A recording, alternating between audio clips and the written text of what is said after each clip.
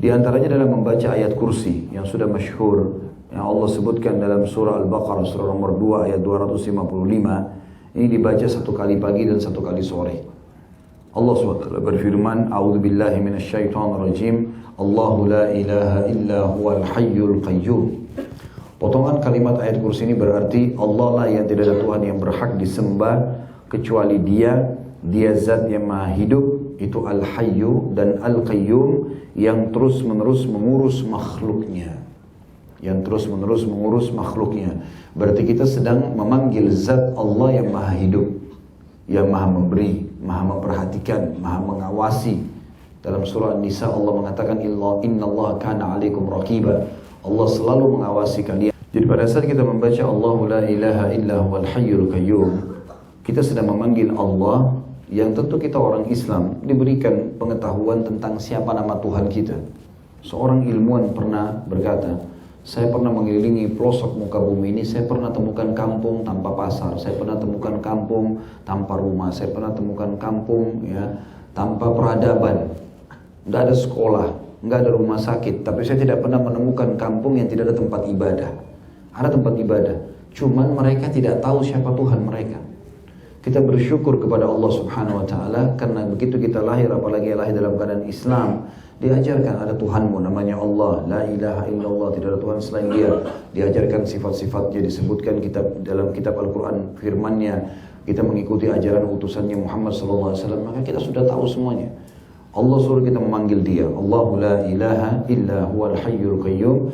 Allah tidak ada Tuhan ya kecuali yang berhak disembah kecuali Dia yang maha hidup dan terus menerus mengurus makhluknya. Kata sebagian ulama, kata al-hayyul qayyum ini punya makna secara khusus.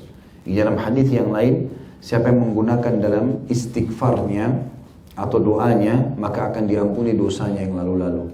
Makanya dalam sebuah hadis tentang kalimat istighfar yang paling sempurna adalah Astaghfirullahil azim alladzi la ilaha illa huwal hayyul qayyum wa atubu ilaih. Kata para ulama, karena ada kalimat hayyul qayyum, zat yang maha hidup dan terus menerus mengurus makhluknya, maka ini sudah cukup membuat seluruh dosanya, kata Nabi SAW, diampuni walaupun sebanyak buih di lautan. Lalu Allah jelaskan kepada kita bagaimana kita memahami al-hayyu al-qayyum, yang maha hidup dan selalu mengurus makhluknya. Allah bilang, la ta'khudhuhu sinatun wala naum. Allah tidak pernah sina itu ngantuk, wala naum, apalagi tidur. Nabi Musa AS pernah berkata kepada Jibril AS, tanyakan kepada Allah, apakah Allah itu mengantuk? Dari Nabi Musa AS, Nabi Allah, tapi tidak interaksi sama Allah secara langsung, maka melalui Jibril AS. Maka dia mengatakan, ya Allah, apakah engkau mengantuk? Maka Allah menyuruh Musa AS memegang sebuah gelas. Jangan pindahkan gelas itu, hai Musa, sampai Allah perintahkan lagi kau memindahkannya. Maka Musa AS memegang gelas tersebut dari pagi sampai malam. Dipegang terus sama Musa AS.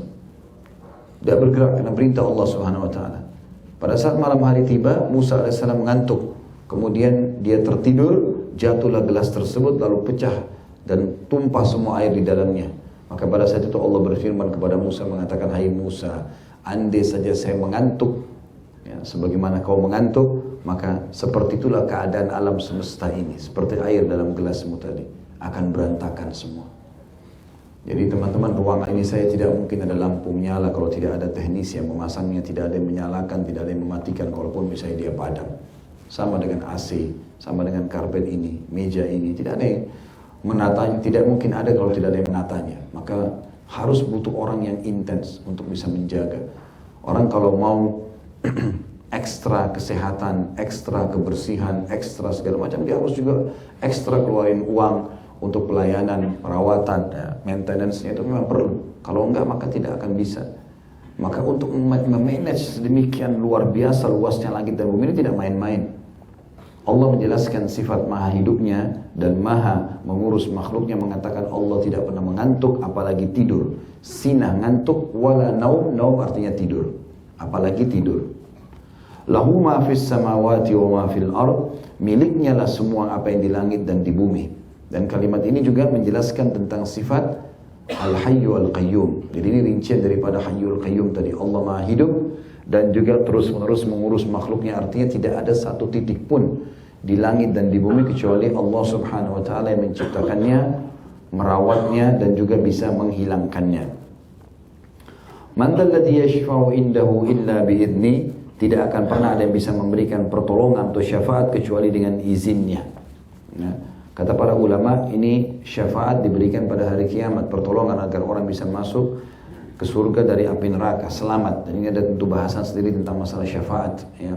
Di tanda-tanda hari kiamat termasuk ada syafaat. Kita bisa memberikan syafaat pertolongan bagi orang-orang yang kita tolong kalau timbangan amal kita sudah lolos. Kita boleh memberikan syafaat orang-orang tergantung daripada kadar amal yang kita miliki. Jadi kalau misal timbangan amal kita 10.000, amal soleh, dosa kita 9.000, ada selisih 1.000. Kita bisa menggunakan 1.000 itu untuk bantu orang lain. Bukan diberi, tapi dengan rahmat Allah, Allah mengizinkan kita memberikan syafaat dengan itu. Ada orang cuma bisa memberikan syafaat 1 orang, ada yang 3 orang, ada yang 10 orang. Ada orang saking banyaknya amal solehnya dan tidak ada dosanya, dia beristighfar kepada Allah, bertobat selama di dunia, dan amal solehnya terus berjalan sampai dia bisa memberikan syafaat seperti suku Mudar. Mudar itu di atas 100.000 orang. Jadi ada pertolongan-pertolongan yang diberikan nanti pada hari kiamat. Tapi itu juga semua dengan izin Allah. Ya'lamu ma baina aydihim wa ma khalfahum. Allah sangat mengetahui apapun yang ada di hadapan mereka dan di belakang mereka. Ya, yang dimaksud di hadapan mereka adalah apa yang mereka akan hadapi di depan mereka langsung dan apa yang tidak mereka ketahui dari belakang mereka. Sebagian ulama menafsirkan juga yang dimaksud dengan di depan adalah masa depan dan yang di belakang adalah masa lalu. Allah lebih tahu sebelum kita diciptakan, masa lalu kita yang sudah kita kerjakan itu Allah sudah tahu itu akan kita kerjakan baik atau buruk. Juga di masa depan kita tidak tahu, tapi Allah sudah tahu apa yang kita kerjakan sampai menjelang ajal datang nanti. Wala yuhituna bi syai'in min ilmihi illa bima syaa, dan mereka tidak mengetahui sesuatu apapun tentang ilmunya Allah melainkan apa yang Dia kehendaki. Jadi ilmu Allah sangat luas, masih banyak yang belum kita ketahui. Ya, bahkan kita subhanallah di antara manusia saja masih banyak di antara kita yang punya ilmu yang lain tidak punya, atau orang lain punya kita tidak punya. Dan setiap kali kita gali ilmu maka selalu ada muncul yang baru, inovasi baru, ilmu baru, pengetahuan baru. Semua itu cuma sebagian kecil dari ilmu-ilmu Allah Subhanahu wa taala yang luas, ya. Jadi tidak ada sesuatu yang luput. Allah itu ilmunya maha luas. Kita sedang bermuamalah dengan Allah yang Hayyul Qayyum, maha hidup, ya, maha mengurus makhluknya, tahu semua. Tapi kan saya dizalimi Ustaz. Ya, bukan cuma antum, semua kita pernah dizalimi. Ada orang sini yang tidak pernah dizalimi? Mana? Coba angkat tangan. Saya mau kasih mic biar cerita. Selama hidupnya gak pernah ada kezaliman. Ada orang di sini tidak pernah digibah, gak pernah digunjing. Hah? Ada gak? Mungkin khusus PHI ini ada. Atau mungkin ada di antara antum yang tidak pernah ditipu seumur hidup. Hah? Tidak pernah dibohongi, gak pernah dipukul seumur hidup. Berarti bukan kita sendiri. Semua orang lalui. Semua orang lalui itu. Cobaan itu ada, gitu kan?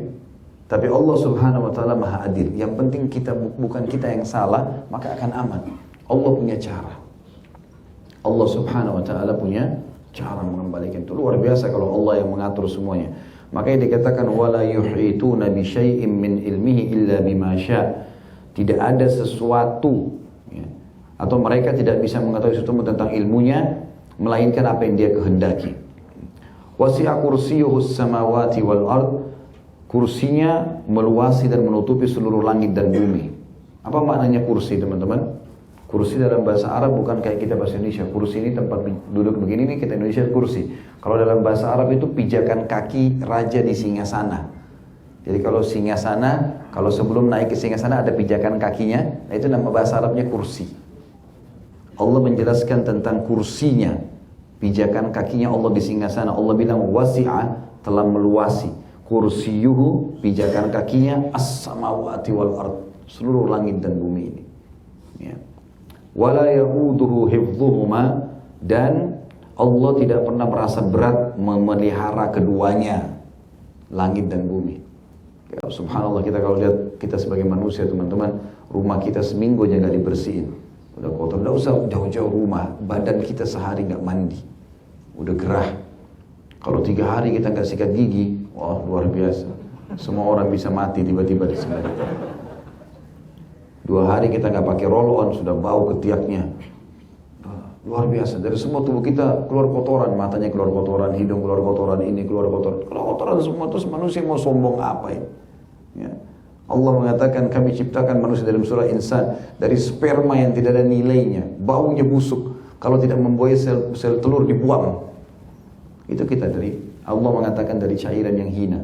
Allah bilang faida huwa khasimun mubin. Tiba-tiba pada saat dia sudah mulai dewasa, Allah berikan sedikit kegagahan, sedikit kecantikan, sedikit kepintaran, khasimun mubin, pembangkang yang nyata. Enggak ada Tuhan.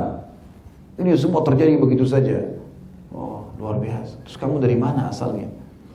Dia lahir buka mata semua sudah ada. Ini ibumu, ini ayahmu, disuapin, dicobokin, di segala macam sistem raksasa yang luar biasa. Ada pergantian siang malam, ada musim, ada makanan, ada minuman, ada hewan-hewan. Terus di bangkang ada pencipta, bagaimana modelnya? Ya. Allah bilang begitu. Wa huwal aliyyul azim. Ya. Allah tidak pernah berat mengurus itu semua dan Allah maha tinggi lagi maha besar. Maka ini ayat kursi fungsinya banyak sekali.